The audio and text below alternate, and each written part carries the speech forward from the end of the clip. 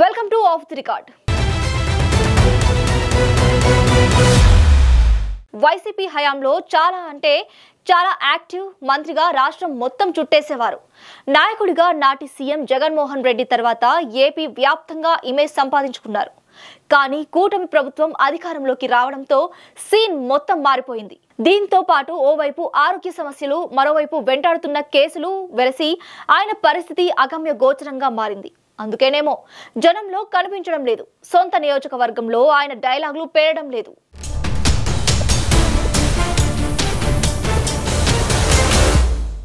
కృష్ణా జిల్లా గుడివాడ అంటే ఠక్కున గుర్తుకొచ్చే పేరు కొడాలి నాని. 4 సార్లు ఎమ్మెల్యే అయిన నాని గత వైసీపీ పాలనలో పౌర సరఫరాల శాఖ మంత్రిగా పనిచేశారు.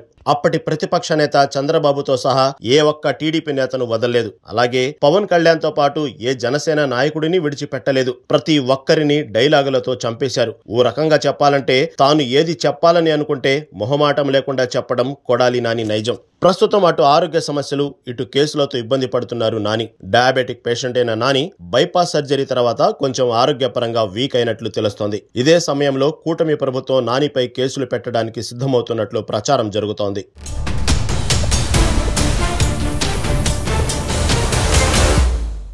వైసీపీ అధికారంలో ఉన్నప్పుడు గుడివాడ మాజీ ఎమ్మెల్యే రావి వెంకటేశ్వరరావుకు చెందిన వస్త్ర దుకాణంపై నాని అనుచరులు దాడి చేశారు. దీనిపై అప్పట్లో ఆయన మీద కేసు నమోదైంది. ఇక కూటమి ప్రభుత్వం అధికారంలోకి రాగానే ఆ కేసు రీకాల్ చేయించారు. దీంతో ముందు జాగ్రత్తగా బెయిల్ కోసం హైకోర్టుకు వెళ్లారు కొడాలి నాని. అయితే గుడివాడ కోర్టులోనే బెయిల్ కోసం అప్లై చేయాలని హైకోర్టు చెప్పడంతో ఆయన గుడివాడ కోర్టులో బెయిల్ పిటిషన్ దాఖలు చేశారు. విచారణ జరిపిన కోర్టు ప్రతి మంగళవారం, శనివారం గుడివాడ 1 టౌన్ పోలీస్ స్టేషన్లలో హాజరు వేయించుకోవాలన్న షరతులతో బెయిల్ మంజూరు చేసింది.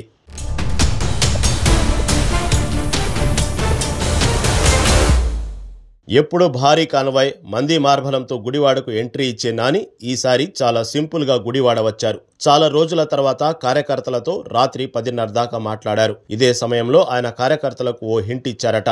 ముందు అందరం కేసులు ఎదుర్కోవాల్సి వస్తుందని, ఇందుకు మానసికంగా ప్రిపేర్ అవ్వాలని కార్యకర్తలకు సూచించారట కొడాలి నాని. మొత్తానికి పవర్ లేకపోతే ఎలాంటి పరిస్థితులు ఉంటాయో ఇప్పుడు కొడాలి నానికి అర్థమవుతుందని నియోజకవర్గంలో ప్రచారం జరుగుతోంది.